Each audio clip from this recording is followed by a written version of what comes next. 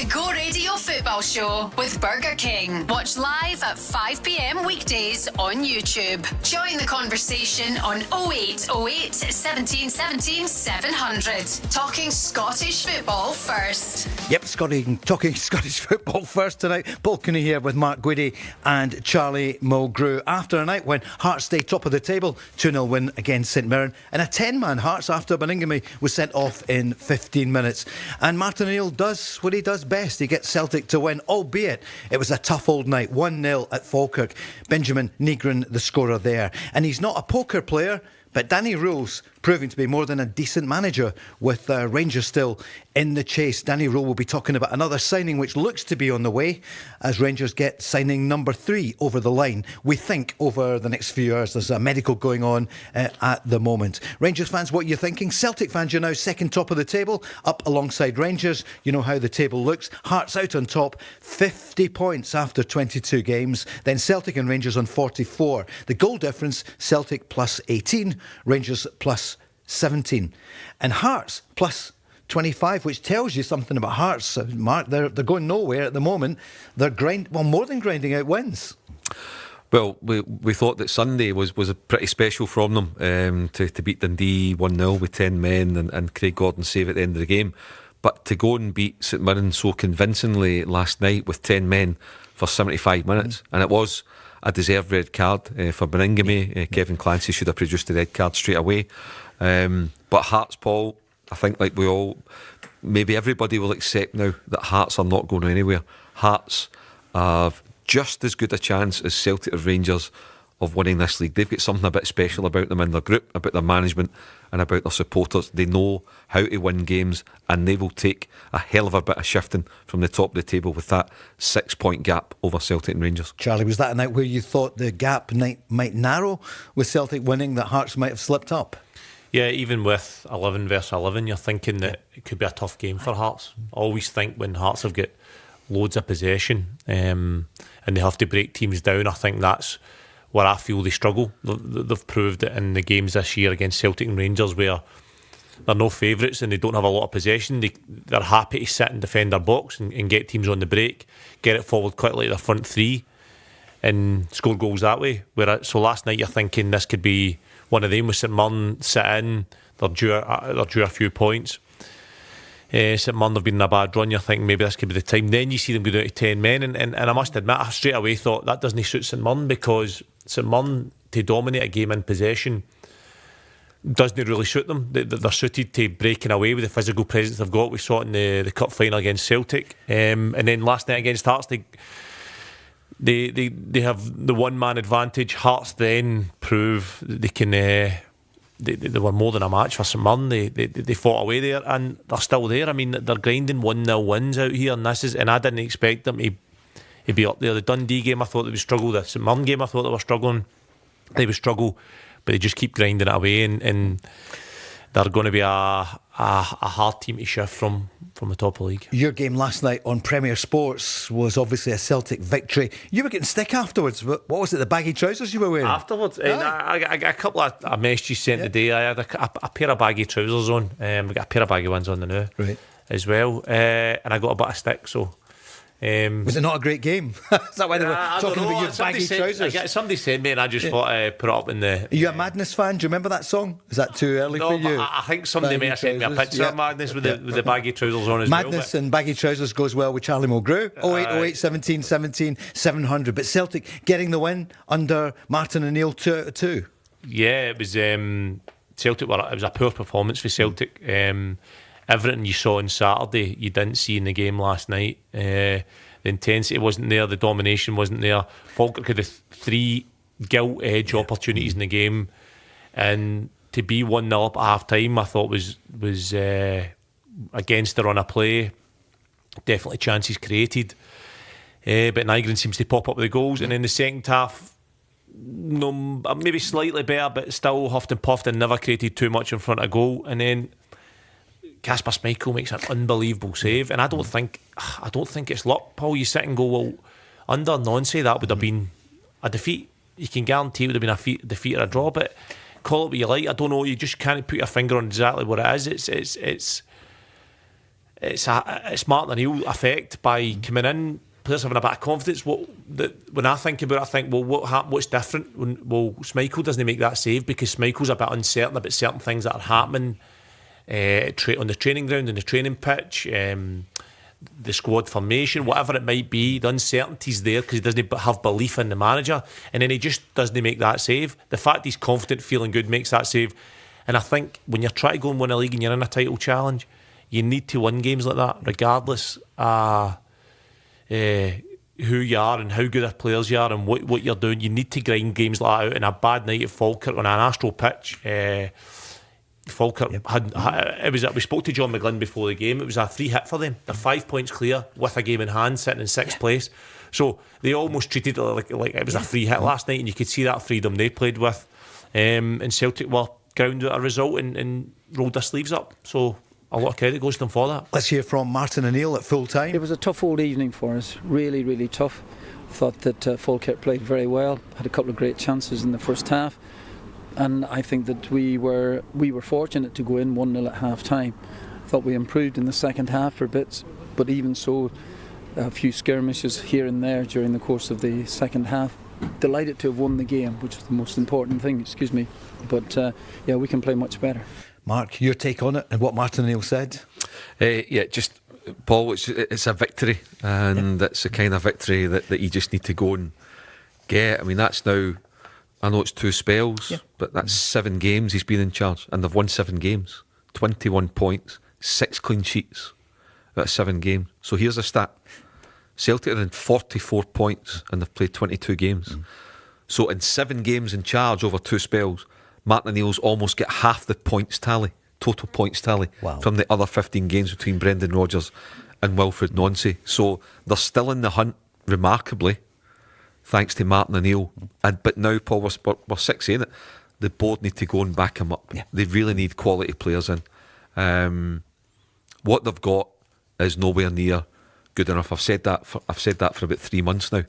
The current Celtic squad will not win the title. I'll repeat it. They will not win the title.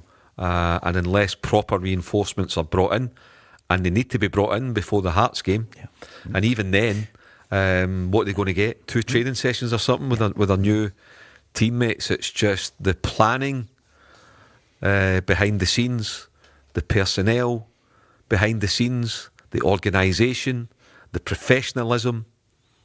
Everything for a massive club like Celtic right now is sadly lacking, and it needs to be addressed, not just for this window, but for going forward as a football club. It's been miles off it for far too long. He's trying to hold the whole thing together, Mark, isn't he? He really is. He's got to get results. There's nothing so far. I know there's loads of work going on, but that's a given. People are highly paid, work hard.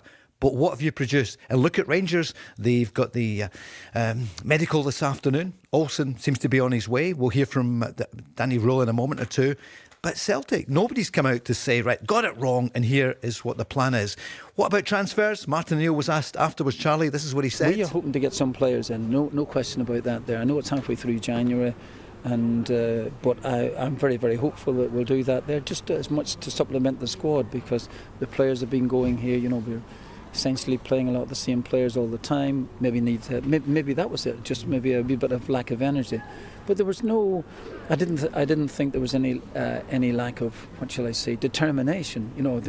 I thought that we showed enough spirit then to see us through. Charlie, the signings we're watching to hear. I mean, people saying today, is Kieran Bowie on his way from Easter Road? We don't know yet. He is a target. What do you feel about the transfer position? Well, I said in Saturday that even though it was a 4-0 victory, it could have been 5 or 6 if you had a striker there that was a real focal point. You call it somebody that can take up the right positions and be in the box and make finishes. I think you look at Maeda last night, I watched him closely, and I'm not sure about Maeda's movement at times. I don't think he runs in behind at the right times. I don't think when he comes to feet, I think he comes far too much to feet, far too close, and doesn't take people out of the game. I think he's probably best. He's actually best on the left wing, making the runs in behind. We've seen a few times this year. He get put to the left wing at one point last night, and Celtic had no striker on the pitch. Nygren was the sort of most forward player that didn't stand up as a striker. I think the desperate need. Everybody knows it. A striker needs to come in, and and give that sort of focal point, and then you could have Maeda as a sort of backup, and Kenny backing that up, and you could argue you could get 2 strikers in, but definitely a striker needs to come in quickly. The only reason I can think why it's not been worked on in the background is because that Nonce was there and he maybe identified people that he wanted to bring in, and they're not wanted anymore. No doubt that Martin O'Neill's probably looked at the people that were on the list and maybe didn't fancy them. I don't know. But there needs to get done quick. It feels like they're starting from scratch, but really don't have time. It needs to get done quick. Yep, madness we said earlier on, that's been going on, and it's an orange juice job, an old hit. Rip it up and start again. It was a great Glasgow hit, Mark. You'll remember that one. And Edwin maybe that's Collins, what it is now. yeah. Well done, yeah. 0808 17 17 700. Give us a call, Celtic fans. What is happening? We'll let you know as soon as there is a signing. And I'm sure there will be signings as Celtic hang in there. Second top of the table. Fascinating stat from Mark, though, isn't it? He's always good. I told you he was good. He's got the stats. See, he always looks at it, talking about what's coming up, the Auchinleck game. Bologna away, will Lewis Ferguson play, and then Hearts January the 25th. That's going to be some game a week on Sunday. Celtic fans, what are you thinking? What do you want to see before that? Because Rangers, so we've been talking about the signings they have so far. Let's hear from Danny Röhl asking about Skov Olsen. He's in town, a medical. I'm not a good poker player, but now we are in the process. It looks very positive, but as long as it's not confirmed and everything is through, then I cannot tell you too much. But let's keep working like we did by the last 2 signings as well. But how long have they been tracking him? Yeah, so a lot of good situations. I was asking for a left foot on the right side. I think this is also part because we have a lot of right foots. It gives us a different profile as well. He had a lot of goals in Bruges. And now it's about us, if he comes, that we bring him back to his best performance. And if he can do, then of course he could be a great loan signing. Mark, he comes with a really good pedigree. He's not been good for him this season, but they're saying in some of the headlines he could be the new Brian Laudrup. Yeah, I mean, he's well thought of in his homeland, Paul, in terms of the international scene. He's done a couple of good moves as well. He'll be coming to Rangers to not kickstart his career, kickstart this season. But on paper, Paul, he looks a terrific signing. And I get it, it's only loan, it's only for 4 months. That's not a problem for me. Right now, it's about going to try and win the league. And you do what you can to go and try and get it over the line with 16 league games to go. So it looks as though Olsen, although Danny Röhl obviously been German, the fact he's come from Wolfsburg, but he'll have his contacts over there. He'll be well monitored. They say, okay, it's not quite happened from at Wolfsburg, but he is a quality player and he should come and be what I would call, Paul, a difference maker in terms of middle to front. He will come and eliminate players, take players on, chip in with goals, assists. So you can imagine Rangers really having high hopes for him, and not just somebody that will come in and play all right for a couple of games. Somebody that's going to go and put a run together to help you to get to where you want to get to between now and the end of May. Is it hype, or as a former Celtic player, you thinking, crikey, here's another top player coming for Rangers? Because their signings, by and large, have not been good now year after year. But this season, beginning to change. Yeah, well, this is going to be the interesting bit about seeing what Danny Röhl brings in and see what he sees as a player. He clearly is making the signings, and when you look back, he's not been happy, obviously not happy with Ant-Man, hence the reason why Olsen's coming in.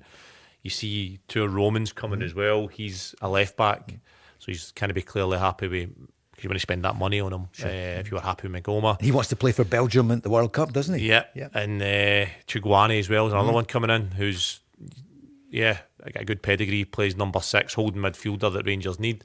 So I mean, it is only in paper, exactly like Mark says, but straight away you go, right, Danny Röhl's moving quickly and bringing in players that have a good pedigree, have played at big clubs and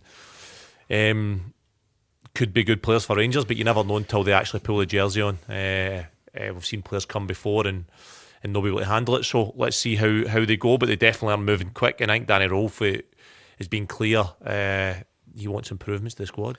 I tell you what, Paul, what is clear and what's not up for debate in terms of you never know how a player's going to do. Yeah. But right now, what you can say about the Rangers ownership and the Rangers management team and the recruitment, everybody behind it, there is a real determination and a willingness to go and win this title. When they look at where they were in crisis 3 months ago. Now look at where they are and they think, my God, we've actually got a chance to be league champions here. If you're Andrew Kavanagh, in my first season as owner of this club, I have a chance to be a champion. 1 title in 14 years.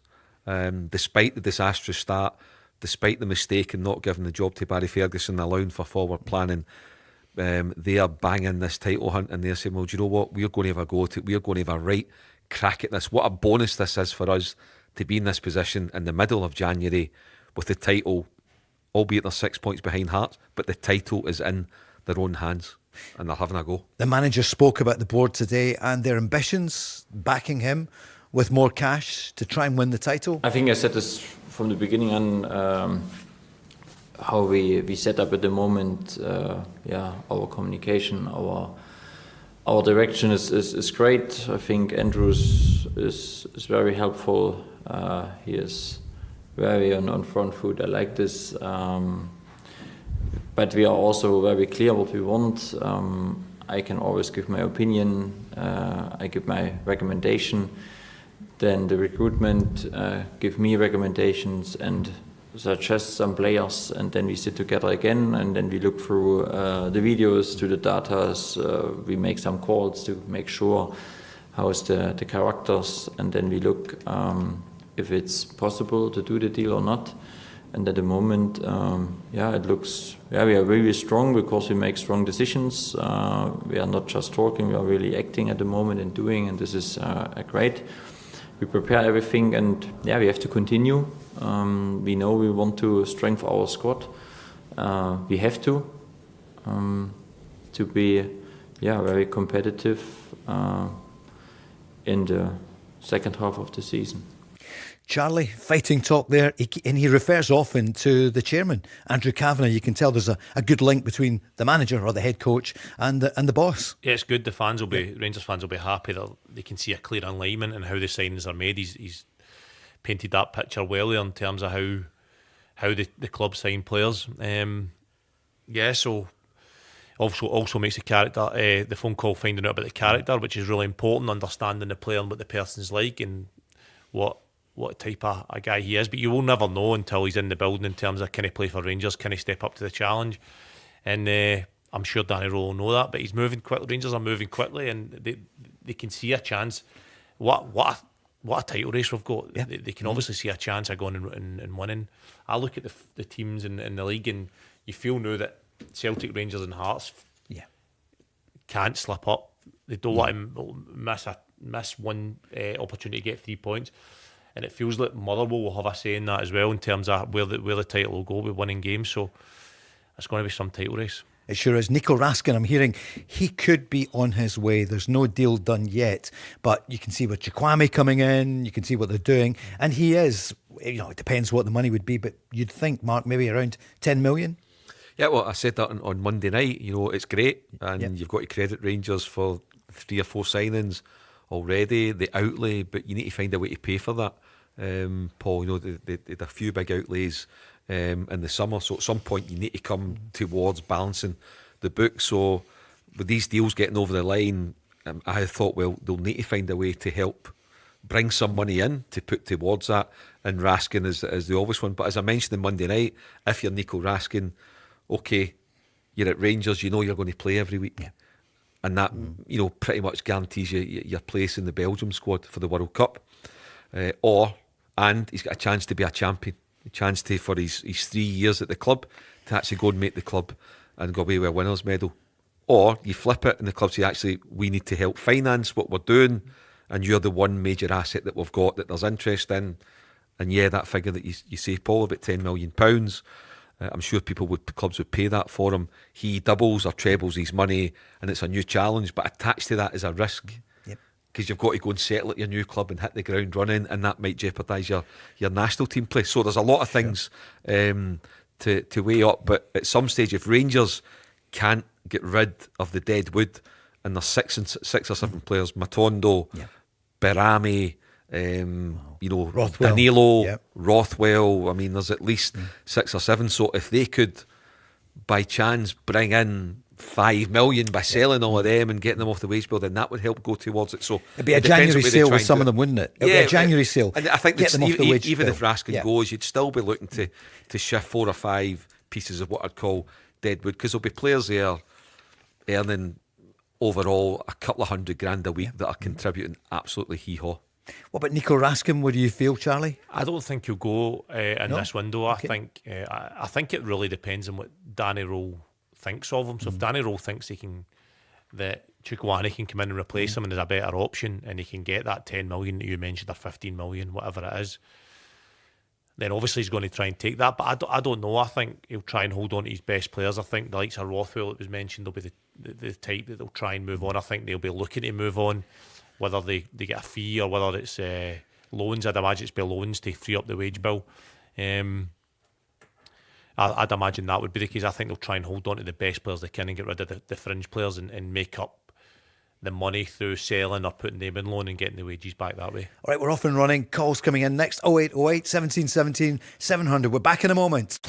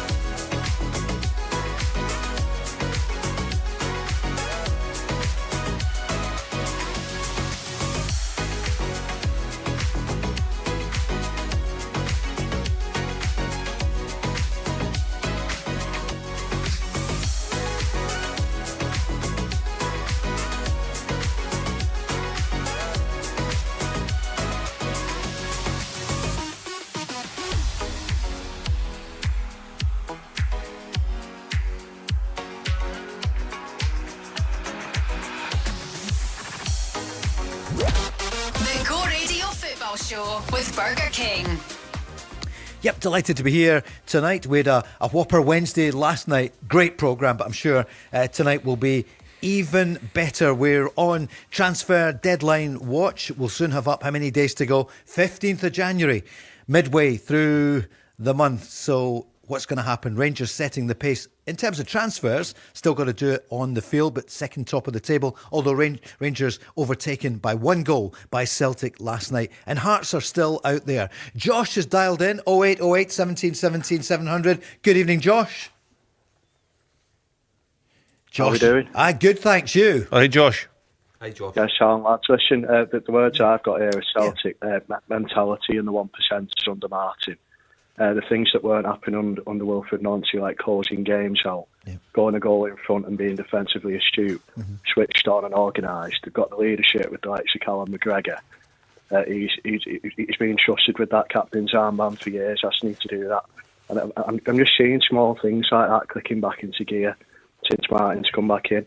I also want to say that, the Celtic women's team have changed manager as well with an experienced manager in Grant Scott. And his first match back actually pitted him against Hibs. I saw that. And they also ground a victory. And he won, didn't he? Yep. That's a good point. So from a managerial standpoint there with Celtic, they've done him with 2 really experienced managers all the way around the league, which is fundamentally important, isn't it, to the development of this. Josh, what do you think the 1% are? What do you think Martin O'Neill brings? What do you think makes that wee difference? You're saying 1%. He brings experience, know-how, knowledge of Scottish football. He's been down south with the likes of Leicester as well, hasn't he, and Aston Villa. So, a body of experience within the sport. Whereas the likes of Wilfred Nancy, not to discredit him too much, but didn't exactly come with that glowing CV that Martin's got, and the knowledge of the club and. The fans like Martin as well, don't they? The fans love Martin O'Neill, which was proven with the little video that I saw of that thing that he attended, the fans event. Yeah. As soon as he walks in, the fans are on a high straight away, aren't they? So that's kind of the differences that I've noticed since he's come back in the building for the 3rd time. Yeah, indeed. Mark, you were there that night, the atmosphere. He was the ex-Celtic manager coming in at 7 o'clock, and by the time he hit the stage at 7:15, the news had come out. We told you here first, but you told us nothing, I have to tell you, but I guessed it was going to happen. But he was the new Celtic manager. That must have been an amazing moment for him and for those 200-300 people there up in Kirkintilloch. Yeah, obviously it was a terrific atmosphere, and say credit to Martin for honouring the gig and not wanting to let down the Celtic supporters. And there was a terrific buzz. I think the Celtic fans had been in such a low for 5 or 6 weeks between losing a cup final and losing to Rangers just 2 days prior to that. So that they're back in the hunt again, Paul. But there's a lot of work still to be done. The trail Hearts by 6 points, and like we said, I'm sure Josh will agree. Martin O'Neill is a terrific manager. His CV is pretty much second to none. His record in his 2 spells this season in the league: played 7, won 7, conceded 1 goal, 6 clean sheets. But he needs help. He needs help, and the team needs help. They need quality players in the door.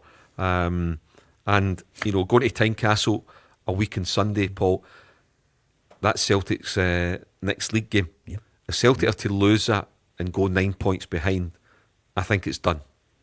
In terms of Celtic, it then becomes a race between Hearts and Rangers. To pull back 9 points over Hearts, I just think would be far too many. So it's so important, because would there be many Celtic supporters would feel right now that Celtic will go to Tynecastle and win with what they have right now? I don't think you get many fans saying that they would. Josh, what do you feel for that game at Tynecastle? Yeah, so Martin's managed to paper over these cracks, hasn't he, that Mark and Charlie have alluded to, the cracks in the recruitment side of things. And Hearts have been the opposite for me. They've been the breath of fresh air with Tony Bloom coming in with the recruitment strategy. Hence why they're sitting top of the table at the moment. They haven't had too many prolonged setbacks, Hearts. It'll be interesting to see whether, if they start losing a couple, whether that'll derail them a little bit. But, as far as the game a week on Sunday goes at Tynecastle, I totally agree. Hearts, when they played the big boys this season, have really been able to step it up in the performance levels. I've been thoroughly impressed by them. And I also said on the show a couple of weeks ago, I fancy Hearts this season to go all the way, to have someone different on that trophy, boys. So, tough proposition, that. So a couple of things there. Derek McInnes, a win again last night, and he said, look, this is not a blip. It's not a purple patch, it's not just a little spell, it's something a bit more substantial there, or something a bit more, a good body of work there. So the players, as I say, it's not as if we're used to being at the top of the league now, but we know this challenge is coming. Charlie, that is significant, isn't it? Getting used to being at the top of the league. His language changed a little bit last night. I think it's really good, it's positive, but he's not saying, we're not talking about a title or top of the table. Yeah, they've been there for most of the season, but to be used to getting chased, I think it takes longer than that for me. I think that over time, Celtic and Rangers have been in that position loads of times. The mentality of the fans and the club and the expectation. I don't think just being there for most of a season or half of a season or whatever you want to, however long it's been, what would you say, just a bit less than half a season, and by the time they settled in there, makes you used to being chased, and there's still a long way to go. The main thing's coming. Can you imagine they were 3 points clear coming into the split? Yeah. Now you would see if you're used to being chased and how that feels. Derek McInnes has done a great job with Hearts. The way he's managed the club, Tony Bloom coming in, everything. I know they want to go and win leagues in the future. To do it in the first season would be an unbelievable achievement. To even be fighting there just now is a great achievement. But listen, there's a long way to go, and the real pressure is yet to come. And if Hearts can stay there, that's when they'll feel a proper title race and a proper pressure. Mark? I'm looking at, I know one game at a time, I get that, it's an old cliche, but it's genuinely true. However, let's look at Hearts' next 5 league games. Okay. Paul, starts a week on Sunday, Celtic at home, Dundee United away, St Mirren away, Hibs at home. Then they go to Ibrox a month today, the 15th of February. So in the next month, they play 5 league games, including Celtic and Rangers and an Edinburgh derby. For me, if Hearts come out of that period with that 6-point lead intact, wow, you're looking at the champions. You think nobody's going to catch them if that's the case? And look, that's a month away. It's not that far, but yeah, and that's sure. that's what Charlie's talking about. That It's pressure. shifting now, isn't it? Through, You're right. if they can come through that pressure, because at some point Celtic and Rangers are going to have to beat them to win the title. Yeah. Might need to beat them twice to try and win the title. So if they can come through that next spell of 5 games, including an Edinburgh derby, with that 6-point lead intact, you're looking at the champions. Martin O'Neill said last night, look, it wasn't, he didn't say it was a grim performance, but he said that was a tough old night, but important win. Absolutely, because the most important thing for us tonight was to win the game. And I knew it would be difficult for us. I think that they're in a really good run. It's not, I know it. And for us to win the game tonight was very, very important. Yeah, 1-0 at Falkirk. And what about Kasper Schmeichel? His dad was there last night. I see he was at training on Tuesday. He was at the game and he witnessed a couple of terrific, one of them a really great save late on from his son. Absolutely, really, really delightful. But then Craig Gordon made a great save there at the weekend, and got them all 3 points as well too. So we're in a dogfight. We said this here before, and we, especially us, have got a little room to make mistakes. Charlie, for Schmeichel, taking a lot of criticism. If Josh mentions the 1% and asked them what they are, and for me it's the training. The training's obviously stepped up a notch. You've got Martin O'Neill's energy when he steps in, somebody you can believe, somebody you can trust. He's got staff beside him that bring energy and put on training sessions that the players enjoy. So the whole place gets a lift. So all of a sudden Schmeichel makes that save. Schmeichel doesn't make that save, I'm convinced it, if Nancy's a manager. And this is where you wonder why in football and what that bit is. Sometimes you can't measure quite what it is. It's just a bit of confidence in Schmeichel. What a save it was. I mean, point blank range. 6 yards out, the boy volleys it, and he spreads himself like his dad used to famously, and makes that great save. And that's the saves like Craig Gordon did against Dundee. These are the big moments in the league, and there's going to be many more for them to come. I mean, who would have said 2 games in a row, Hearts are going to 10 men, be more than a half to go.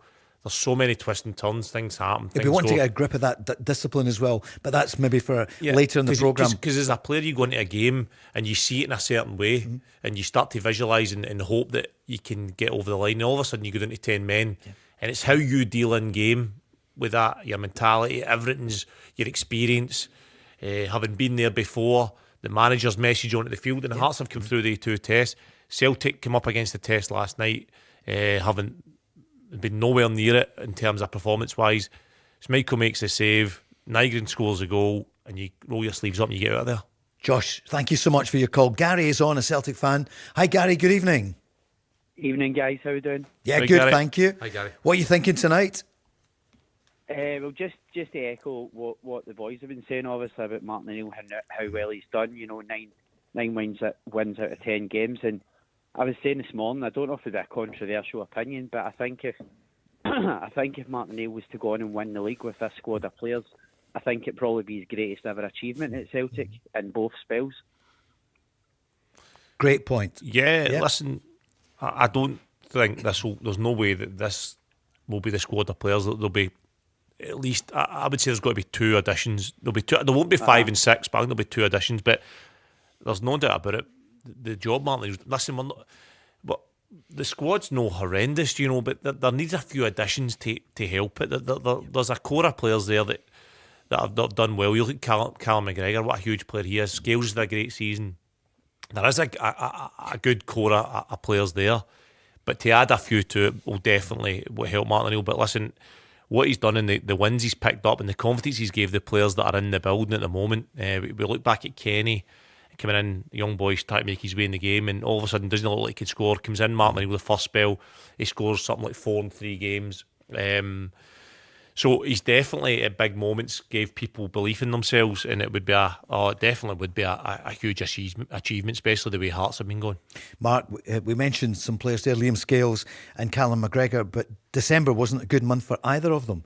Callum McGregor playing, but you could just tell that it was all going wrong, and Liam Scales barely played under Wilfred Nancy. A lot of damage has been done when you look at the league table now, and it begins to look as though this is quite a mountain to climb now for Celtic and for Rangers as well, just the way that Hearts are continuing to win. Yeah, Hearts have set a standard, Paul, 2 defeats in 22 games. They've played the Old Firm 4 times, Celtic home and away, Rangers home and away. They've taken 12 points. Yeah. That's what champions do. That's why you tell that Hearts are the real deal. And as you mentioned there, I think it's quite significant in Derek's post-match interview, because normally Derek's very cautious, protective, you know, doesn't want to let people get carried away. But that message that he was sending out there, he's looking at his players now. He's seen them settled. They've brought in 1 or 2 already, and he said, "No, I have got a title-winning squad here. I have. There'll be a couple of bumps. I'm not going to go and win their next 16 games, but that's a lovely cushion that they've got. And as I say, the next 5 games will tell you a lot about Hearts, and they'll not be out yet in the next 5 games. Even if they lose a couple, they'll still be in there. But they might just actually be proper champions at the end of that 5 games. And in terms of Martin O'Neill, if he wins the title this season, well, only Martin would be able to answer that. I would definitely say it would be his most satisfying, given the circumstances, given he's going to be 74 years old when this title's decided, given he inherited a team from Brendan Rodgers that were 8 points behind. He left them level, got them to a League Cup final. He's picked up a shambles from Wilfred Nancy, an absolute shambles, and so far he's won his 2 games back without getting any reinforcements in. So his first one when he was back, season 2000-2001, when they won the treble, considering he was up against a Rangers team that had won the title by 21 points the season before, I think that could still be his best. However, this one, I think, would certainly be the most satisfying. Gary, I think it's a great question. You pay your money, you go to the games. Why would you not extend the contract? Because he's only got 5 or 6 months there. And this whole story started when people were saying, well, Brendan Rodgers in the last year of his contract. So Martin O'Neill, forget everything that's gone on. He's only in contract, I think, until the summer. The way it's going, he's not a magician, but my goodness, who are they going to get that's better than Martin O'Neill? Forget the fact of the age. The energy that he's got, it's still early days, but you were saying that he's only lost, well, it was the European game, wasn't it? Lost 1-1. Yeah. So, do you know what I mean? Who would you trust at Celtic to make the right choice, given that they felt that Wilfred Nancy, no harm to him, but that was potentially a disastrous appointment? Do you know what I mean? What are they going to do? Yeah. Well, I think that's the thing, because a Wilfred Nancy, I know it's easy to say now, like in hindsight, but a Wilfred Nancy team last night doesn't win that game. The way Falkirk were brilliant to watch, and a Wilfred Nancy team doesn't win that game. A Martin O'Neill team probably does. You saw what it took out the players at the end of the game. It shows that, you know, I think Martin O'Neill ended up switching Benjamin Negrin up top. I don't know if that was just to show up how thin and bare the squad is, to be honest. The players looked absolutely shattered after it. And the thing is, I mean, I would still bring in Ange Postecoglou at the end of the season. I don't know if there's chat going on with him. I don't know if he would be totally sold on the idea. I think there'd have to be more than assurances. I think there would have to be quite clearly promises that proper signings were going to get made, and signings that Ange Postecoglou won't. Now, for me, I think Martin Neal said something last week in the sense of that Sean Maloney is helping out with getting transfers and players into the club. For me, that sounds very much like Roberto Martinez would be the new Celtic manager at the end of the season, because it would almost be like a Belgium setup where, you know, Maloney would go to number 2 and he would be the manager. So for me, that sounds very much like it. I don't know if he's still Bookie's favourite, to be honest, Martinez, but to me that sounds very much like it's going to be the case. No, I don't think it'll. I'd be very surprised if it's Roberto Martinez that's the next manager of Celtic. His salary, what happens if Portugal go deep into the World Cup? When the last thing Celtic needs a manager starting on the 1st of August or the 25th of July. Sure. So no, I can't see that. I don't think, you know, Martinez was a contender when Tony Mowbray got the job in 2009. But no, I get the link with Sean Maloney. Yeah, sure. I get all that. I do. But no, I don't think I'd be absolutely astounded if Roberto Martinez, despite what the bookies say, because they rarely get it wrong. But see, Ange Postecoglou would be an interesting one. I think that's certainly a conversation he would have with Celtic. There's also a direct line there. So I think that's more of a chance. However, whoever it is, Gary, and you'll know this, they all do their homework. They're all well aware of Celtic. They'll be looking at the current situation right now. If you're a manager, the next to no recruitment department. The fans at loggerheads, or a huge number of fans at loggerheads, with a hierarchy, an interim chairman, a CEO who's under a bit of pressure, and who's, you know, been questioned in terms of his suitability to do the job as a chief executive. What is the structure at the football club? How ambitious are you? It's not just about signings. It's about all the things that go behind you in the background to try and make you successful on a Saturday afternoon. So there's a lot of upgrading and improvement required at Celtic all around the football club. And any manager that Celtic are going for, you'd imagine that he'd have other options to consider. So Celtic really need to get their act together. And one of the biggest things that they need to do, Gary, and I think it's going to be the most difficult thing to do, is actually start building bridges with supporters and bring that harmony back to the football club. And that's a huge topic for after the break. Thanks, Gary.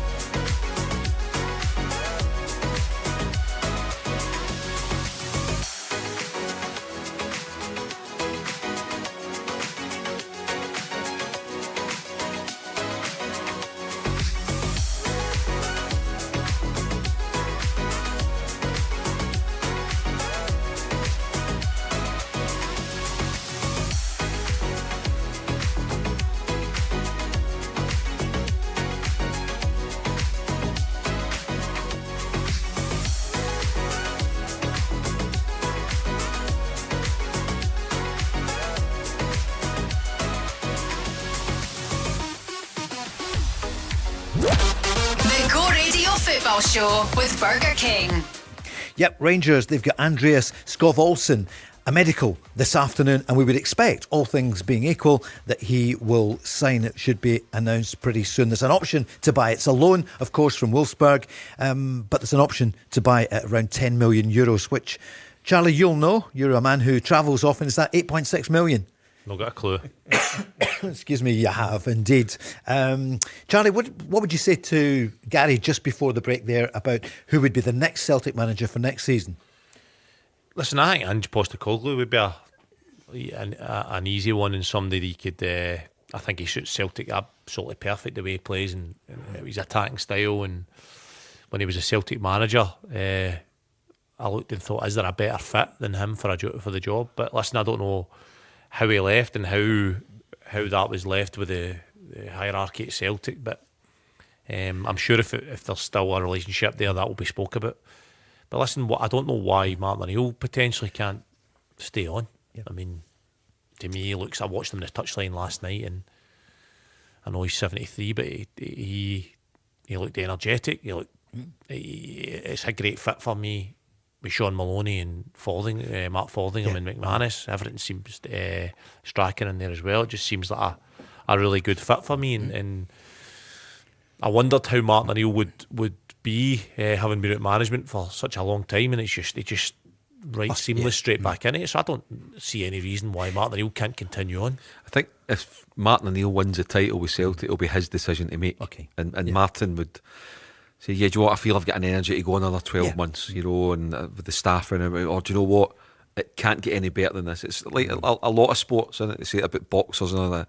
Timing's everything, Paul. But certainly I agree with you. If Martin O'Neill wins the league, it'll be his decision. Do you want another year, or do you think that's time just to call it a day? Right, but you know him really well. What would be your judgment? What would you say to Gary to that question? Do you think if Celtic win the league, do you think there's part of him? I get the impression the way it finished at Nottingham Forest, a short time there with the owner, and since Martin O'Neill, lots of people have fallen out with him, including Ange Postecoglou. But do you not think something was burning with him? He wanted to come back into frontline football, not the international scene, back in at club, and his beloved Celtic, he's back. Why would he go? No, he would be very, very tempted, but like I say, he's very measured. Yes. He would take, he didn't want to let Celtic down. That's clear. He's come back in twice to help them. Interesting enough, what he did say to me one of the times in terms of, I think it was Chris Sutton kind of raised the first time round 3 or 4 months ago, I'd hate his legacy to have been ruined from what he achieved in his 5 years, 2000 to 2005. Martin O'Neill's point was, no, what I'm trying to do just now is also to try and help Celtic and win games of football and try and help them be successful. He said, but it's not about my legacy. He said, but if there's one thing that's helping to drive me on apart from winning games is to show that the older gentleman, if you like, can still do it. He says, so I feel that at 73 I want to go and show for anybody that wants to try and be involved in the game, we can still do it. We've still got something to offer this wonderful sport. So that would be, but if he wins the league, I've no doubt Dermot Desmond will say, Martin, do you want another 12 months? Do you want to go again? And that would be a real interesting one. But I think he would certainly make his mind up quickly, Paul, within a day or two of that happening, so that he would let everybody know exactly where they stand. Well, on signings, Hibs have, they say, well, the word is they expect offers from here and abroad for Kieran Bowie, and they're looking for £6.5 million. I'm not sure if that's what they'd get for the 23-year-old, but Celtic and Rangers have been mentioned as well. But you'd imagine it would be more Celtic, I would think, given that Chermiti's beginning to score. Yeah. And, Majowski, I think Rangers fans still hope, well, everyone hopes at Rangers, that he'll come good again. Yeah, I'm not sure that Bowie is ready for Celtic just yet. Really?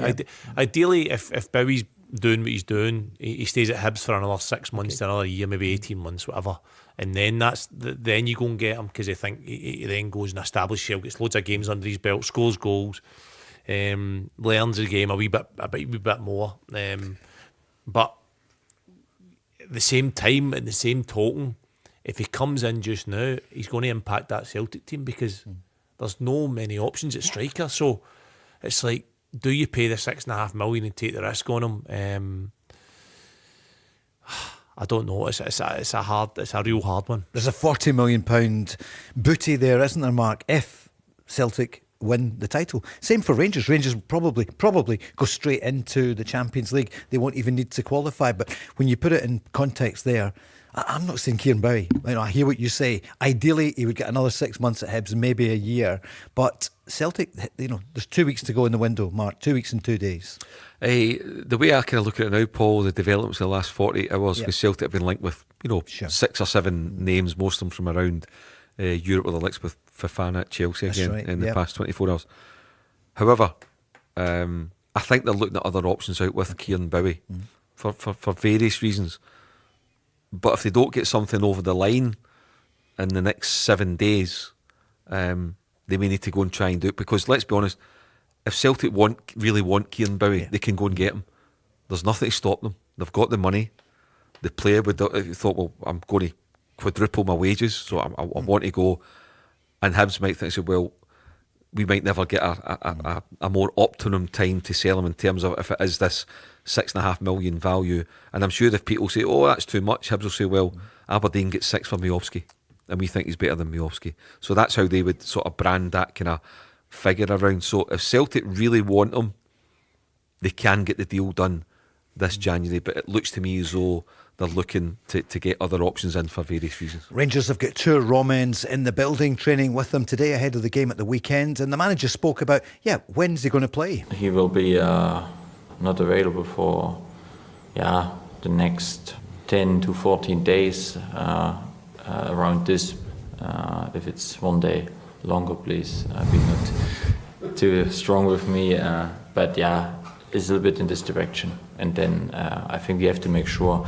And I think this is always, not just by him, always in general, a little bit the topic. As in the past, you have some players, they come from a pre-season, some players, they had a longer break, some players, they had some minutes. You have to bring them straight to a group. They are really playing since weeks and months together and through. And this is now the job to do, that we have more from them, just 1 game. Charlie, he's carrying an injury. He'll be back. We heard it there 2 weeks. Rangers need to, and they're now beginning to shore up that defence, which was really suspect early in the season. Yeah, and it's they're still conceding chances, and Butland's still making saves. But Röhl's come in and he's identified that they need to keep clean sheets first and foremost. I've said it before, your foundations are built on your clean sheets. Mark's just spoke about Martin O'Neill's record with clean sheets. You need to get 1-0 and 2-0 victories to win leagues. That's a fact. That's where your majority of your bread and butter, that's where it comes up. Listen, you win 4 and 5 good performances like Saturday, Celtic did at home. Rangers have identified that. They've went and beat Aberdeen back to back. Did I fancy them and to do that? They've went and done it because they've been solid at the back and allowed themselves to score set pieces. And obviously the set piece coach has helped with that as well. But Rangers have really done the fundamentals and defended as a team decent enough and got themselves clean sheets. We're going to take a call from a Rangers fan after this, the news, and then we're back.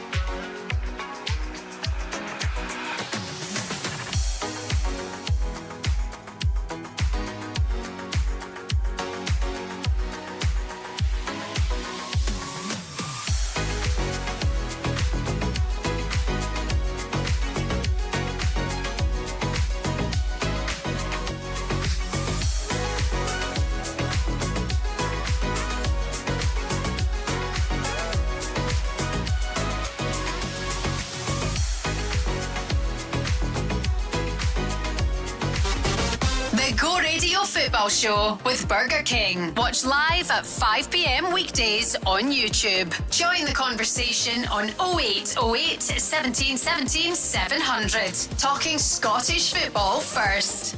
Yep, we sure are, and we're heading fast towards the weekend. Tomorrow night, the Cup kicks off. Rangers against Annan. And then on Saturday, Dunfermline against Hibs, Airdrie Arbroath, Camelon against Elgin, Dundee United, Ayr United, Kelty Hearts, Charlie's old team, up against Cove Rangers, Kelly under new management against Dundee, a great Premiership tie there, Livy against St Mirren, also a great game as well. And the Celtic game is on Sunday evening. Auchinleck Talbot against Celtic, 5:30 live on the telly. Aberdeen against Raith Rovers. Aberdeen, of course, the holders, 2:30 on Sunday. The other games on Saturday: Motherwell against Ross County, Partick Thistle Montrose, Spartans against Inverness, Stenhousemuir against Morton, Stranraer Queen's Park, and the Herts against Falkirk. Some great ties there, Mark, in the Cup. You looking forward to it? Yeah, Motherwell, Ross County, obviously. Yeah. Stuart Kertywell getting back to first part. I'm just like kind of local games, Paul, where I might end up going. There's Kelly, Dundee, there's Motherwell, Ross County, and there's Partick Thistle, Montrose. I'd like to go up and see Mark Wilson, Alex Ray's team playing. So I'll go to one of the three of them on Saturday afternoon. But as you say, a terrific card all round. Charlie, pick of the bunch. I think you're playing this weekend, aren't you? We're going to lose you. You'll be off to I've got a Germany. tournament, a five-a-side tournament in Germany. What game do you fancy here, though, of the matches? So you would obviously have been at Auchinleck against Celtic on I was Premier maybe Sports. doing that one. Yep. I'd be interested to see that one, how Auchinleck do. I'd imagine Celtic make a few changes and give a few fringe players a game. Imagine a few goals in that. After seeing Falkirk last night, the Hearts-Falkirk game, Hearts obviously full concentration on the league, but the Hearts fans like to obviously do well in cup competitions as well, usually, and Falkirk were really good last night, so another game for them to show that what they can do. I think John McGlynn's went under the radar a wee bit because Motherwell have been doing so well, but John McGlynn's playing some good stuff there, and he's made some good signings, and they've got some players, as I said before, that were in League One, come right through for League One to Championship, so he deserves huge credit. Ready for some more calls? Charlie, you love taking on the callers, don't you? The wackier the better. It's great to hear for the calls. It's great to hear for the calls and get their opinion, because it's good to hear. Right, here Stephen is on from Barmulloch saying, guys, I think personally, if Hearts are still around the top by the end of February, and that's only, 6.5 weeks away, it's a title race. They were in the race at this stage in 1998, then they fell away by March. Mark Guidi, you always remember these years. What happened that time? Jim Jeffries' team, up against Wim Janssen's team, and Walter Smith was the manager of Rangers. Rangers going for 10 in a row, Celtic trying to stop it, and Hearts were right up there. And Stephen's absolutely right, they did fall away with about 6 or 7 games to go, but they were right in the mix. Ended up winning the Scottish Cup. The final played at Celtic Park that season. They beat Rangers in the final. Walter Smith's last ever game in his first spell in charge. I think Stephen Adam might have got a goal, but you look at that team: Gary Locke, Neil McCann, Gilles Rousset, Pascali Bruno, Stevie Fulton. So they're really, really talented squad. Colin Cameron as well, I'm sure. That's some memory of that. But they did. They did fall away, but they made a right good go of it, and it was great to see them winning a trophy and getting something for their efforts.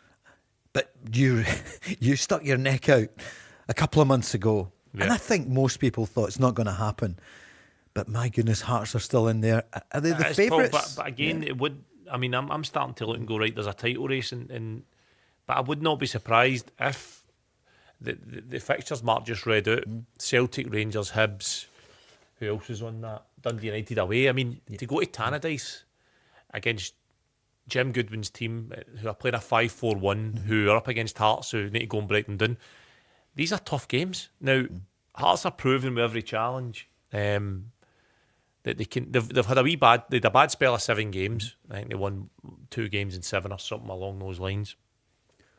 But they can have a spell like that, and the more the pressure builds, the more these games become bigger, the more you get a goal against and you need to fight back. There'll be all sorts of challenges for Hearts at the end of the season. What if they go 1-0 down at Tannadice in the first half? They need to come back for being in a lead. All these things are going to happen. There's so many games to go. Let's see what they're made of. I can understand the point getting made. It's a title race It's a difficult thing, and when you're in the lead and you're getting chased, it's hard. It's hard. The pressure, you feel the pressure.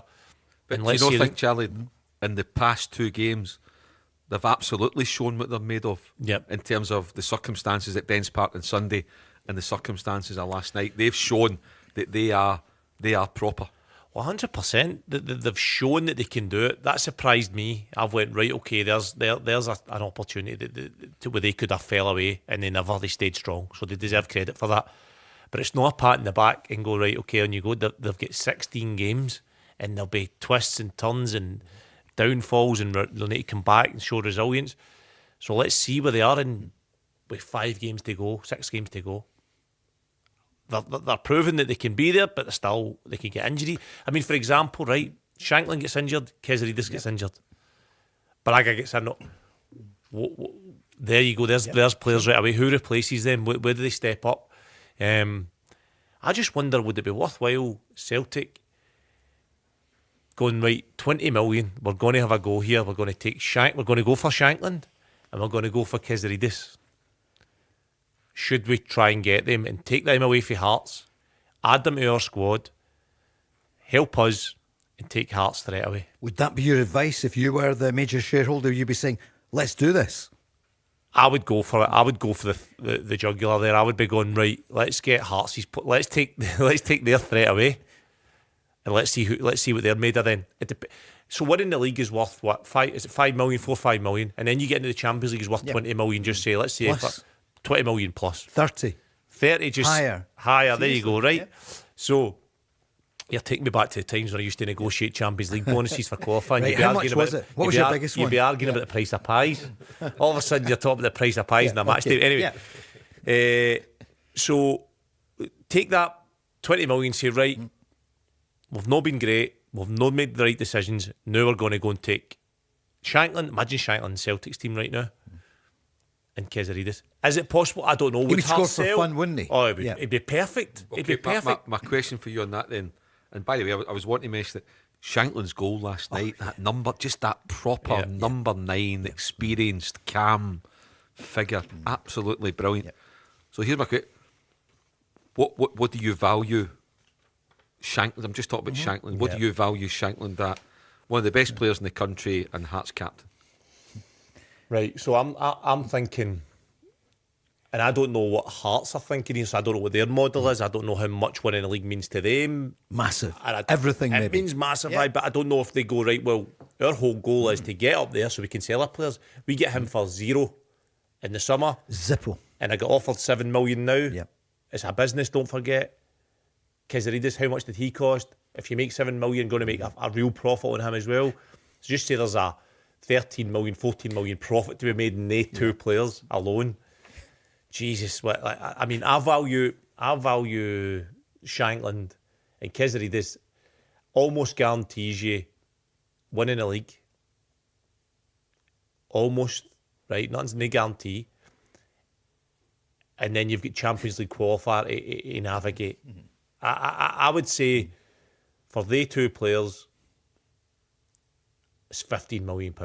I'll tell you what it would do as well. The Rangers fans would be raging because Lawrence Shankland would have been a Rangers player if it wasn't the Thelwell experiment which crashed and burned. Clement knocked him back, Paul. He didn't fancy him, did he? That's true. I think Clement could have had him once or twice. He'd been put into Rangers, and I don't know.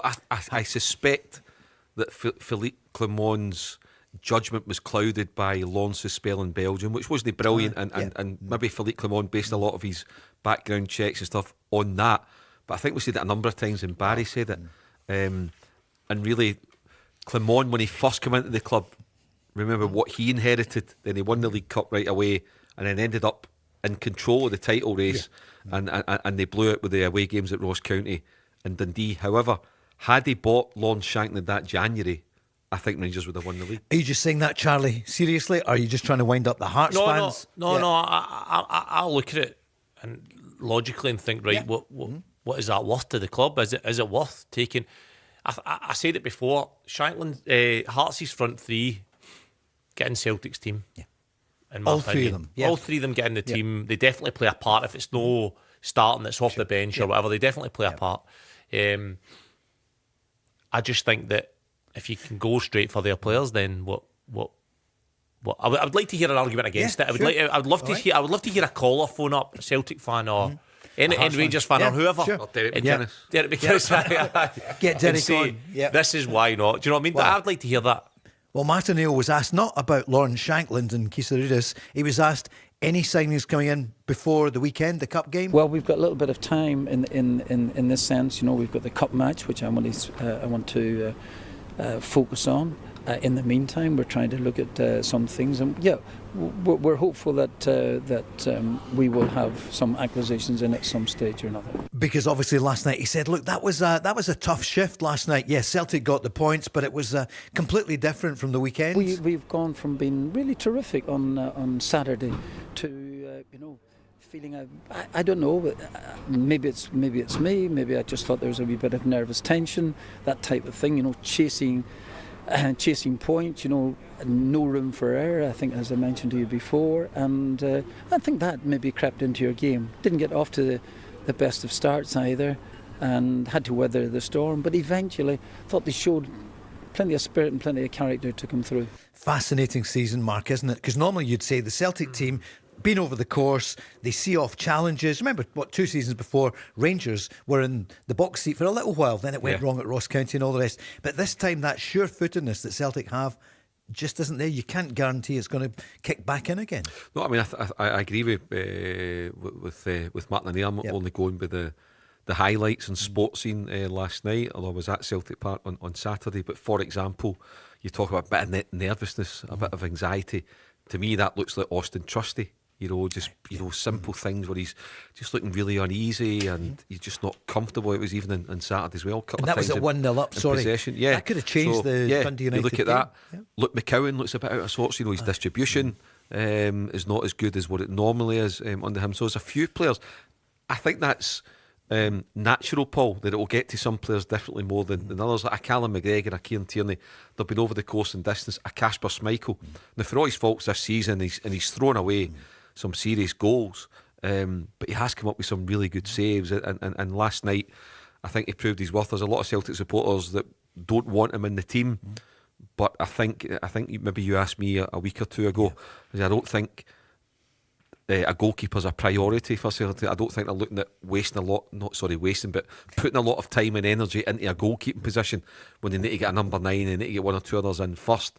But Schmeichel proved his worth last night. One thing about Schmeichel, Paul, he is not phased, and the challenge of trying to go and win the title now, against the odds, I would say at this moment, against the odds, that will really appeal to him, and I think you'll see him stepping up. I watched the Celtic players coming out the tunnel last night, and my first thought was, I can remember that feeling of chasing Rangers. Do you? And yeah. It adds so much pressure because Hearts have got the point, although they were playing last night, they were still 3 points clear. They were 6 points clear before the game, and they've got the points in the bag. They're sitting it, and you're chasing them. It's like you almost feel like you win, and there's no reward. You're only like sort of staying behind them. Yeah. It's like when I remember when Rangers used to win on a Saturday, and you would have the game on a Sunday. You would be training the Saturday, and you would be like, "What's the Rangers score? What's the Rangers score?" See, when they win, it was like a dagger. You were like, because now they are, for talking sake, 6 points clear, and we need to play tomorrow and just maintain it's 3 points. Because before the kick off in the weekend, it's 3 points. Sure. They go 6, you need to get it back to 3, and it's like, it's so hard to maintain it when you're at the top and you're winning to go 6 points clear, and then they need to come and chase you on the Sunday. It's almost like you've got that mental advantage. So maybe that was what it was last night. I felt a lot of trust. He was a bit shaky, but he was shaky on Saturday as well. It's a couple of wee mistakes here, but there's definitely that. You feel that pressure. That pressure's immense. Kisaridis and Shankland. Charlie Mulgrew suggesting Celtic should go for them to pounce on Hearts and see what Tony Bloom and the board there say. And if you test the resolve and Braga's available as well, we maybe have a wee go at him. Depends depends. It depends. Why not? I mean, how much? I don't know. I don't think there's anything else you would. Potentially Devlin as well. How much for the four of them? On you go. Do you want the whole team? We'll start with that young Take four keeper, of them. Craig Gordon, ex-Celtic. What did you take during the news there? I see. No, I would. James Kim, is that water? I would like to hear it. I'd All right. love to hear Okay. Paul if I have an argument All right. against it for the cause. I'd love to just hear what we said. I'll tell you who we're going to hear from now, Liam Kelly. It seems an age ago that Rangers played Queen's Park, of course, in the Cup, and then it was one of the biggest shocks in the history of Rangers. Liam Kelly looks as though he'll be playing in the Cup games, and he was in front of the media today, and he said, look, you'll have to look at that because it's Annan this weekend. We haven't even mentioned it, but you've always got to watch in the Cup. Aye, obviously, I think on that day, obviously, everything that could have possibly went wrong. So, like you say, it was an awful thing that happened at the time, but in a way, it's something to remind us that if we come off the boil, then we're going to get punished. And listen, the way the manager's been since he came in the door, I don't think he'll be allowing us to take our foot off the gas at all. And it's an opposition we're treating the exact same way that we treated Celtic. We're just preparing the exact same way. Listen, there's news of one of the players in the first team squad at Rangers who could be on his way to Aberdeen. Can you see somebody going on loan? Tell you in a second or two. Liam Kelly said, yep, will you be playing this weekend? What do you think? That'll be great. Obviously, if the manager selects me, then I'll be delighted to play again. Obviously, I know how difficult it is to get one game for Rangers. Coming through the academy here is obviously a real privilege if you get one game. So every chance you get to play, obviously, I'm really grateful. So if I'm selected, then I'll be delighted. It's a game we'll be taking absolutely 100% serious. We know Annan are capable of having some good results. Obviously, they beat East Kilbride round about the Christmas period as well. Held really good in their league. Got some good players. Obviously, just recalled Tommy Goss, one of their main strikers, who left them for his fife at the start of the year. So obviously my wee brother's in League 2 Scottish football, so I watch a lot of Scottish football. I'm aware of the situation. Willie Gibson's a manager who I've played against a number of times when I was on loan at other clubs. So a game that we're taking absolutely serious, desperate to win, and also we get the major shock and upset last year, so we've got the biggest reminder possible that we can't slip up. We're going to go on the lines, and the Rangers player is in the Sun Sport in the last few minutes. Lyle Cameron, who of course hasn't featured for Rangers, came from Dundee last summer. The pre-contract was there. He could be on the way to Pittodrie. Ian's on the line from Alva, a Rangers fan. Good evening, Ian. How you doing, guys? Yeah, good. Hi. Charlie Mulgrew's Right. top form, so is Mark Guidi. Here's a way to fix my team, Rangers. Yes. I'll bring on the Aberdeen striker. It'll bring him on if you put the two of them up, 4-4-2, put the two of them up front. Miofsky. They'll run over everybody. Yeah. And forget and kick that defensive zonal marking into Touch. orbit. Yeah. And orbit, even better. Charlie, what would you say to that? Get When you good go- old tackling. Yeah. Are you allowed to tackle these days in football? Charlie, former top international defender, what would you say to him? Yeah, well, 4-4-2 was frowned upon for a few years there, but people with the 4-3-3 and 3-4-3 and all this kind of stuff. But 4-3-2-1. yeah, all that kind of stuff. So now it's coming back to you see In transition. You see it 4-4-2 coming back now. Low so block. why not? Two players that can go up. But I mean, I don't think Rangers need to change what they're doing. I think they found a solid way to play, and they don't need to change to a front two for me. Ian, you've not been on for a few weeks. How do you feel That's about the right. way Rangers are now? And by- I mean, that's and by the way- 5 games, 5 wins. And you've had 5 victories in the round. So you must be happy with Danny Röhl. Oh, over the moon. Yep. That's why I said they're living a dream. But Yep. you know, I would just like that Aberdeen striker that we bought Yeah, to Miofsky. come on, and I think the two of them will complement each other going forward. Mark, could you see Miofsky and Yep. Chermiti, Yeah. you mean? Uh-huh. Is that the partnership you want to see, Ian? Yes. Yeah, definitely. By the way, Charlie, that game, you might even win a game now at the Bulls, because I slipped in the ice, done my ankle in. I'm putting it up like a Right, I'll be up my next few days for a game now. At the Balls, yeah. The Thomas Taylor Balls up there. Mark, back to the football. What about Miofsky and Chermiti together? I love partnerships, Paul. I have to, but I know it's not really in the game anymore. Although I feel it like Charlie, I think it could edge its way back in. There's always, things go round about and come back. So yeah, for me, I would love to see front twos. I think front twos win you titles.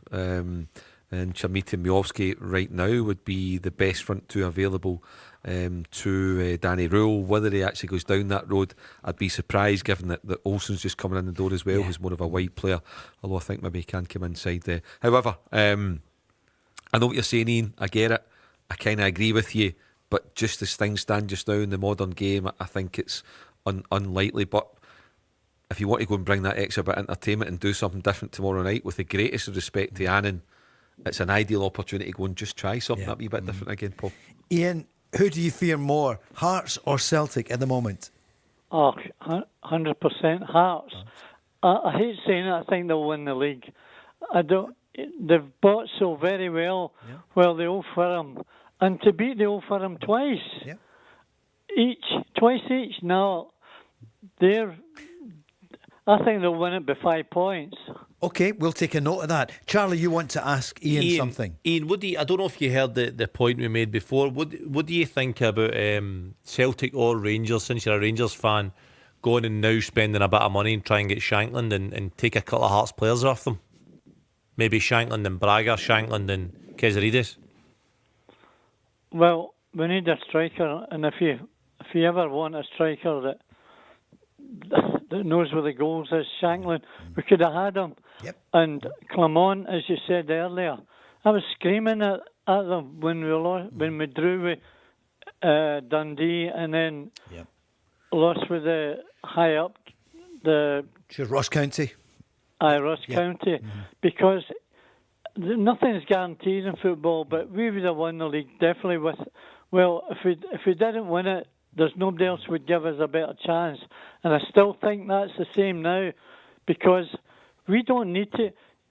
Even if they gave Lawrence, they're going to have to pay an awful lot of money to get him. Do you think Hearts would sell to Rangers or Celtic, and how much? No, for? not a chance. Not a chance.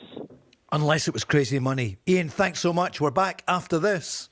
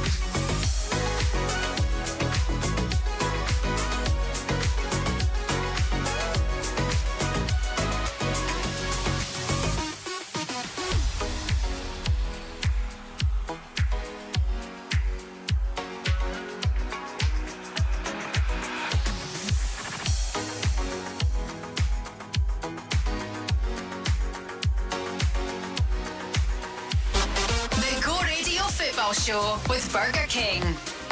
Yep, Glasgow's on here, the Go Radio Football Show with Burger King. Paul Cooney in the company of the best in the business, Mark Guidi, along with Charlie Mulgrew, the man of many clubs and one of the best in the business as well. Of course, Mark's former president of the Football Writers Association with such luminaries as Chick Young. How is Sir Charles? Is he still playing fives? Is Chick...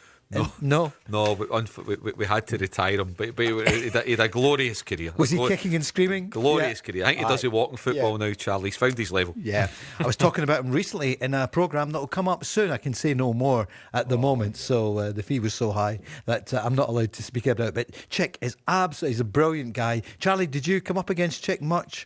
Or No, I've spoken to him a few times at the John Hartson Ball and stuff. Aye, good guy. Did you go up for a selfie with him? He would love that. The wee chat. Aye, the wee look at see what does socks he wears. Does he wear any socks? Does he? No. You're right. That's Charlie Nicholas, not Charlie Chick Young. And of course, many of the stories, most of them we couldn't tell Mark because he's just such a effervescent character. Amazing. He's brilliant. He's great company. Yeah. Brilliant journalist. I think he's in the middle of writing. I don't know if it's been made public yet, but he's in the middle of writing what will be a fabulous book, a really interesting book with not about himself, about something else. Can he write? I'm kidding. He's a brilliant journalist. Brilliant guy, and he was the most recent Scottish Football Writers president as well. His tenure is now at an end, and it's Roger Hanna from the Scottish Sun Sports Editor who's taken over, and an excellent replacement for wee Charlie. But Charlie, brilliant, great role model, great company. On the road, with great times with him. France '98. We did in the World Cup the last time there. I don't know if he's going to America or not. I'd love to see him be in the States. He just brings something extra to it. Euro '96 as well, never to be forgotten, so the lawyers tell me. So here's some other. It's not news, but there's speculation. James Tavernier wanted by Panathinaikos in the summer. So, I mean, at some point he'll have to go, Mark, but he has been, 90 league goals, that's what it was at the weekend. I know he was criticised for such a long time. Do you not think the tide is turning? And if Rangers win the title this season, they'll change the story of James Tavernier's career. Yeah, well, I mean, I can't deny there's an interest from Panathinaikos, but I'd be very surprised, A, if Rangers let him go just now, and B, if Tavernier wanted to go. He's a captain, the club captain. He's had some amount of verbal abuse over the years. He's been blamed for a lot of the failures on the park at Rangers, unfairly so.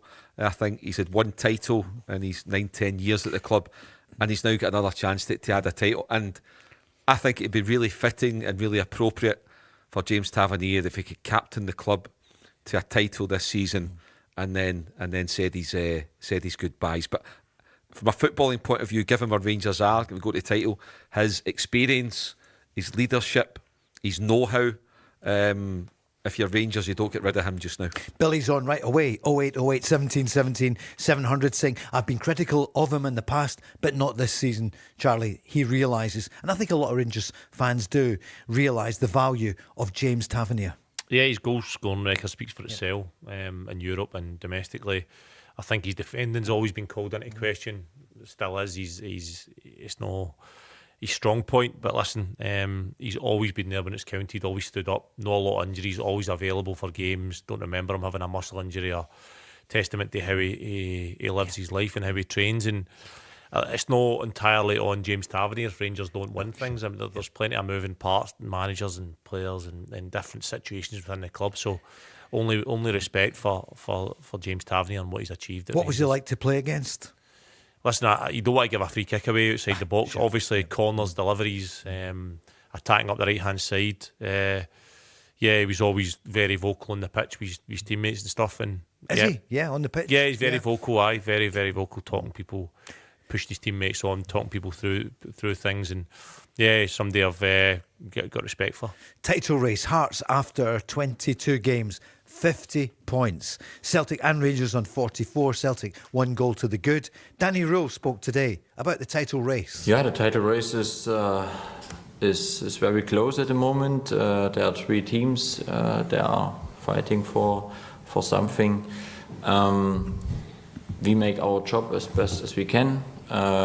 We were in the last couple of weeks very clear what we want to do and what we have to do. This is the good part. And from this point we go forward. I think still 14, 15 days to go. Let's see what is possible on the market. But of course, if you have 3 players in very early, it's early for me, in the middle of the month, then we made so far a good job. Mark, they're all talking about the title race now. I mean, Martin O'Neill's not, he's just said game by game. He's just in the door 9-10 days ago. For Rangers, Danny Röhl, I think everyone's impressed by the way he's handling the players and the media. Yeah, he's been good. You know, he's not brought any unwanted attention on himself. I mean, what I think at the time, Paul, I knew a lot of Rangers supporters that said, this guy's got 80 games under his belt, you know, not a great win percentage at Sheffield Wednesday. He's been an assistant most of his career. So there was a lot of questions, and I think as well because a lot of Rangers fans wanted Steven Gerrard back, and they thought that was going to happen, and they've ended up with Danny Röhl. So there was initial, God, is this going to be yet another manager that's going to let us down and not deliver? So far, he's come up to Mark. And where I thought, do you know what, this guy's really got something, was actually the League Cup semi-final defeat to Celtic, where they went down to 10 men and still made a real go of it and still played really well, still stayed calm, still set up well tactically, albeit Celtic won, and that's all that matters. But I came away that day and how he handled himself post-match as well, and I thought, no, this young manager has definitely got something, and he's gone about his business quietly. Rangers were a bit of a circus for the first 8-9 weeks of the season when Russell Martin, everything was going on. A lot of focus from a negative point of view was on them. Brendan Rodgers was a kind of sideshow then. It really came about. Celtic became the circus. Rangers got the new manager in and they just went about their business quietly. You've had Hearts at the top of the table, another subplot, but everybody kept expecting them to fall away. That's not happened. But for Danny Röhl, I think one defeat in 10, 11 league games, whatever it may be, Paul, going to Celtic Park and winning, bouncing back when they dropped back-to-back points. Again, I think it was Dundee United and Falkirk maybe. So yeah, he's definitely got something, and the Rangers fans will be delighted to hear that he's got a really good relationship with Andrew Kavanagh. I like that phrase that he used in the clip he played earlier tonight. Andrew Kavanagh is on the front foot, and that's what you want to hear, on the front foot, being proactive, listening to your manager, trying to put what he wants to do into place. Fraser Thornton's there as well, who's been a really good servant to Rangers over the past couple of years in a number of roles, brings really good stability behind the scenes too when Andrew Kavanagh's not in the ground. So there's a good setup at Rangers, but they've got to go and deliver now, Paul. They have got to follow up. Danny Röhl and the players have got to go and deliver. At the very least, win the Scottish Cup. You know, I say the odds are against them winning the title, even though they've put themselves in an excellent position. So if Rangers don't win the title, it's not in Danny Röhl when you look at what he inherited. But I think when you get to this stage, you've got to be thinking, let's go and do it, because we've had so many false dawns at Rangers over the past decade or so. This is a chance to show it's for real. Charlie, what would you say? Because it was a circus, it's a good expression, for so long. Yeah, it was. And when I looked at Danny Röhl's record at Sheffield Wednesday, because I watched them closely, the few Scottish lads that played in their team, and they were in the bottom 3 when he first took over, and then his record, they ended up, I think it was 10th or 12th, but his record was like 5th or 6th place in the Championship for when he came in, and the players he had inherited, it wasn't a great Sheffield Wednesday squad. And then I'd heard that he wanted to play football from the back and play through the lines and stuff, and he ended up just reverting back because the players he had to play in a certain style with a certain formation was adjustable in what he'd done. So when he came into Rangers, I expected to see that, seen it, and then you're wondering, how does he deal with the media and how does he interact and how does he manage people and manage players? Because that's a big thing in Glasgow, and he's done that really well. So, and the language barrier as well. You know, he's obviously German. Yeah, and then winning games, Paul, helps. So it all goes hand in hand. When you win games, you get the belief of the players, and they don't question what you're doing, and they don't question. They all of a sudden get a belief in what you're doing and what you're saying. It's went really well for him. I'm assuming he wants to play better football, and he wants to be more comfortable in games, but he's finding a way right now, and he'll be delighted with that. How did you manage the language barrier when you were at Kelty? Because for the Kingdom of Fife, it's different, isn't it? That's how I'm sat here. You're living the dream, as Ian said earlier on. Do you think he's going to win the league? We ask everybody, the changing, we go into January now, another game. It's such a fine line, Paul. It's like, I think Celtic will win the league now. That's my opinion. I think Rangers will keep plugging away. I think Hearts are going to keep fighting away as well. But it's really, really, really tough to call. I just think Celtic, having seen what I saw on Saturday, if they can produce that more often than not and grind out the games like the Falkirk game. And sign a player or two, maybe? Sign a player or two and win the big games. Beat Hearts, beat Rangers. I think Celtic will do it. Mark said in the first hour, if Hearts win against Celtic a week on Sunday, they're going to be Victor Ladorum. They're going to win the league. Would you agree? No, I said that's put Celtic out the race for me. Okay. It becomes between Rangers and Hearts. You did, sorry. Yeah. Accuracy, not the strong point there. Well done, Mark. Good bit of sub-editing. Sorry. Good point. So what do you think? Would that be your club out the race? I'll be honest with you. My feeling right now in my stomach is I want to sit here and pile all the pressure on Hearts. I know you do. So I'm trying to think of a way in which to do that, which probably isn't fair. My honest opinion is Hearts, Celtic are still favourites for me. I think Celtic will have enough. I'm hopeful that signings come in the building. A striker comes in the building who can hold the ball in, make the right run, stand in the right area. You've got Maeda in the left wing then. Tenecti can come on as a sub, and Tenecti for me is somebody who was brilliant on Saturday and goes to Falkirk on a rainy wet night, and he's no somebody you're going to hang your hat on, right? So Tenecti still got a part to play, but bring him off the bench, get Maeda in the left wing. There's a knock-on effect by bringing a striker or two in, and I think that if Celtic can get that right, which is difficult now, but get somebody in the building, I think they'll have enough. They're going to need to win a large percentage of their 16 games. How many that is, I don't know. Yang, of course, did so well at the weekend last night. Was he? Was it much? No, there wasn't, was there? Nothing. There was nothing, Paul. The Celtic, honest to God, how Celtic won that game last night, when you look at it, Nygren's chance comes for a corner, right? In the corner, it's a great ball in the box. But if Maeda doesn't block the goalkeeper, Bain comes and collects it, and it's a terrible corner. But he managed to block the goalkeeper. Nygren sticks his head in amongst about 10 bodies, and it hits it and goes in the bottom corner. Apart from that, Celtic never had much at all.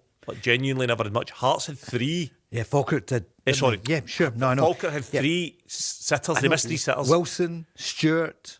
The boy in the right wing, I think it was Wilson, went through and goal. He did. Beat Schmeichel, and he's on his left foot, and I don't know how he misses.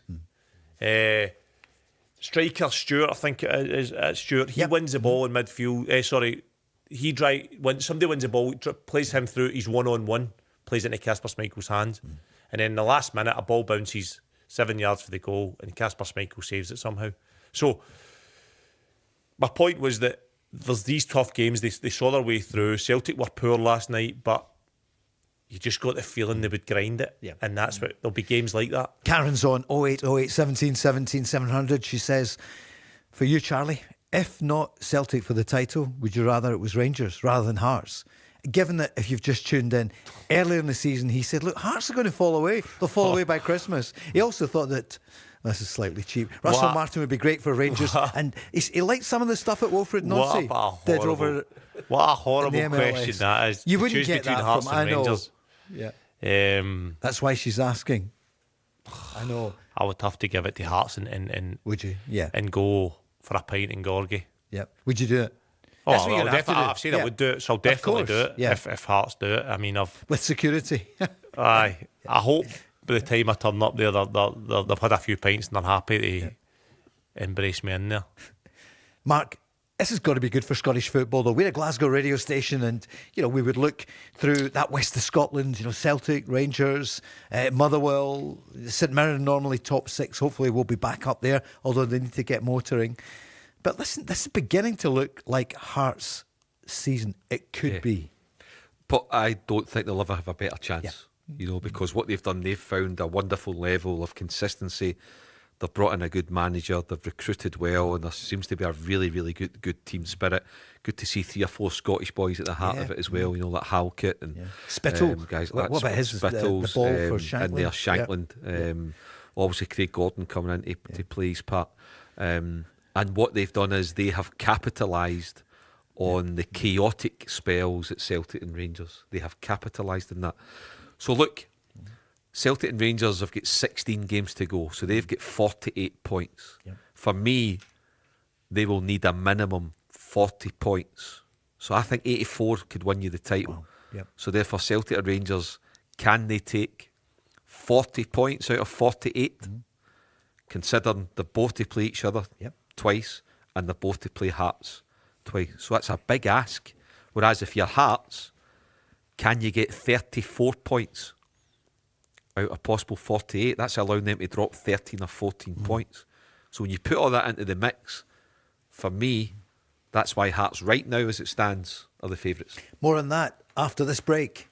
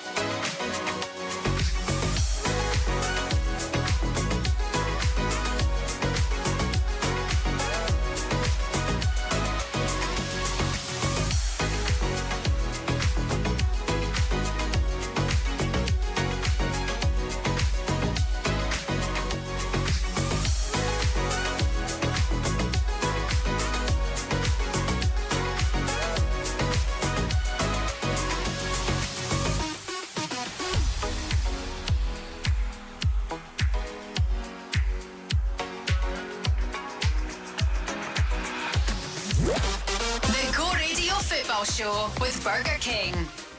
Thanks, Shaban. It's Thursday night. Here we are. Charlie Mulgrew in the studio along with Mark Guidi. Tomorrow night, James McPake will be here along with Peter Grant. Peter, of course, he shot off here and headed over to the new Brockville. He went to Falkirk against Celtic last night, where Rod Stewart was there, wasn't he? I see Rod was there. Yeah, The John karaoke bar McLaughlin. after Yeah, it as well. absolutely. Were you there, Charlie? Were you in for? I wasn't in the karaoke bar. No, I wish I had. I went when I saw him in there this morning. I tell you what, with your trousers, he wouldn't have said you wear it well because the trousers were. But Maggie may have said she liked them. That's terrible.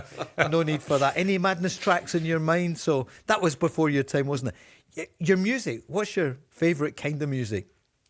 I'm a mixed bag with music. I could be in it, and I could go for. Celtic Connections starting tonight. So would you have any? No, not got a clue. You like the name, the Celtic Connections, Celtic Connections. But I don't know about any of that. Yeah, Mark, you're a bit of a crooner. We saw at the Christmas party. You were on. I'd forgotten how good a singer you are. Thank you, Paul. You're very exactly. Well, that was a good effort. Exactly. It's good to find what you're good at, isn't it? Oh, well, I'm still trying. There's got to be something. It was good that you mentioned Stephen Purden. Yeah. It was good to be in Stephen's company. He was brilliant, wasn't he? Yeah, great it fun. was in great fun. Sure, and buying a drink, not like Grado, who I'm only kidding. The big will be watching as well. They're just finishing up in the Panto, the two of them. I've got my tickets for 2 doors down at the Hydro in October. Brilliant. Yeah, we're all going. The Fivers are going, so looking forward to it. It's hilarious. I know some people who watch and listen are maybe not crazy about it. I think it's hilarious. See, if you watch old ones and you see lines from Christine or Kathy or whatever that you haven't heard before. And great characters, it's good stuff, isn't Colin, it? Eric, brilliant characters, love it. Colin would drive you nuts, but of course, that's only because of the only excuse when he took me off all those years ago. Charlie, did you ever watch it? Two Doors Down? Never seen 2 Doors Down? Down? No, I never saw it. Good? Brilliant. Great Scottish Glasgow humour. Is it? Love it. Give that a go. Let's talk Scotland now, because we're only, 5 months away from the World Cup. June the 13th it kicks off, so it's not 6 months. Yeah, from 14th. now. 14th, right. So Scotland's games, you mean? Scotland, yeah. 14th it is. Okay. Isn't it? Aye, well, we're looking forward to it Friday's anyway. the 13th. Okay, let's not waste the link, Charlie. You're doing well. Lyndon Dykes is on the move, and he needs to get game time. He's not getting it at Birmingham City, and he's on his way, Mark, to Charlton Athletic. Yeah, he's away to Charlton, which is a good move. He just, as you say, Paul, it's all about getting regular football now for a lot of these international players. Whichever country that you represent, that'll be good news for Steve Clarke. He'll be happy about that. Lyndon will be happy about it. His game time was limited at Birmingham. He had a couple of injuries over the past couple of years, so he's never really found a rhythm, but he's always been a really important part for Scotland. He will be in the squad 100% unless there's an injury, but if he can get in there banging a goal. Shea Adams, he scored 2 goals for Torino the other night in the Italian Cup away from home, so good to see that happening as well. Lon Shankland leading the line brilliantly well for Hearts. Like I say, I thought it was a terrific number 9 goal last night against St Mirren. Just that lovely wee bit of movement in the 6-yard box. 11 goals, isn't it? Yeah, so it's looking good. And naturally, Paul, we've got a really good title race on at the moment. We're in the middle of the transfer window, so we our focus is kind of off the national team, but it's still really exciting, to think that, in 5 months' time, we're going to be preparing for a game against Haiti and then Morocco, who are showing their qualities at AFCON in the past 3 weeks, and then of course Brazil and Miami for the final game. I heard this morning they were saying some people are going to have difficulty with visas getting in. I don't think it was Scotland, but some, and they mentioned the Brazilians. Can you imagine a World Cup without the Brazilians, Charlie? Because can I tell you, I've been lucky enough to be there twice when we played Brazil, and they are just phenomenal. The fans, they mix brilliantly with the Scottish fans. We get the bagpipes. The women are no bad either. Good. Yeah, all of them are. They're absolutely brilliant, beautiful. Charlie. Yeah, you're looking forward to. Are you going to be at the World Cup? I don't know. Potentially. Waiting to see if I'm going along. But no, it's great for Scotland to be there. It's an amazing. It's going to be a great summer watching it, innit? Can't wait. Lyndon Dykes, what was he like to play against? Awkward. Never played against him. Did you not? I thought you might have. No, but he's proven for Scotland he can be a handful now. I don't think he'll start. I think Che Adams is probably going to be the main striker. Shankland's obviously going to be there as well. So, and whether Bowie goes or not, who knows? All fighting for this, but all positive stuff. It's good to be something to look forward to for the summer. Lennon Miller, who this time last year had his people had spoken, and there was a real chance. I think he was keen to come to Celtic at that point. It didn't happen. but doing well now, beginning to get game time. And I heard him on Talk Sport with Alan Brazil this morning. And Ali. Yeah, with Udinese, doing well, getting into the team. They've picked up a couple of good results. So he's very highly thought of out there, Paul, that they're actually happy with him. But again, just a wee bit of frustration. He's not had more game time. But certainly now, coming into his own, and by all accounts, the Udinese players have an excellent team spirit, and when guys come from outside the village, they really go out their way to make them feel part of it and help them settle, just like Lewis Ferguson had at Bologna as well. That team spirit, which is so important. Charlie would know it from the other angle. When foreign guys come here, you try your best to help them settle with various things. So Lennon Miller now starting to reap the benefits of that, and as you say, Paul, he's a quality footballer. Do you know, he spoke really well this morning. He was on the Zoom call and he seemed absolutely brilliant. What a credit to his family. Everyone was speaking about the Craig Gordon save. Liam Kelly, speaking to the media today, he'll probably play for Rangers, and he wants to be in the squad as well for the World Cup finals. He spoke first of all about, that save from 43-year-old Craig Gordon. Maybe people stop talking about his age now, honestly. Like, as if it has any relevance to anything. That's the only thing. Like, if he was 24 and making that save, then you'd be like, amazing. So the fact he's 43 and making that save, like, it doesn't matter. Like, if he was a 25-year-old goalie, like, just judge him for the goalkeeping. Like, he's an amazing goalie. Like, I've said this whole time, I think he could play forever. He makes some unbelievable saves. Obviously, I've known Craig a long time. He was actually in this building back in 2014. He was training with me. We were under 20s back then. So we've known each other for so long. So it's like, he's made that save, like, as if it's a reflection on everybody else who's younger, because he's still amazing at 43. Like, it's not our fault, he's still that good. Like he's a brick. He's an amazing goalie. Obviously, he's doing really well for Hearts, contributed to a positive result for them last night. And I can't speak many higher enough of him. I think he's a fantastic goalkeeper as well. Charlie, great crack, the two keepers. Craig Gordon, what a professional. Credit to him, the amount of times he nearly retired with injuries. I was there the Christmas Eve when he nearly break his leg. Right. And you would think that was the end for him. It must have been around about 40 at the time. He was back for that, nearly retires before that at 27 or something. So credit to him. But I always remember, but you know, the games where the lights come on and you stand and you need to press the lights for your reaction. I remember being away somewhere, don't remember where it was, and remember watching Craig Gordon doing that. And he had the highest score by a mile. You know his reactions for touch, all the reflexes. Yeah. So it's not an accident. He's done a lot of work on, obviously trained for a year, top professional, and very. Could you look at that camera and do it again if you're watching on YouTube? Show us how quick he was. There he is. As quick as that? Yeah. That would have been a draw.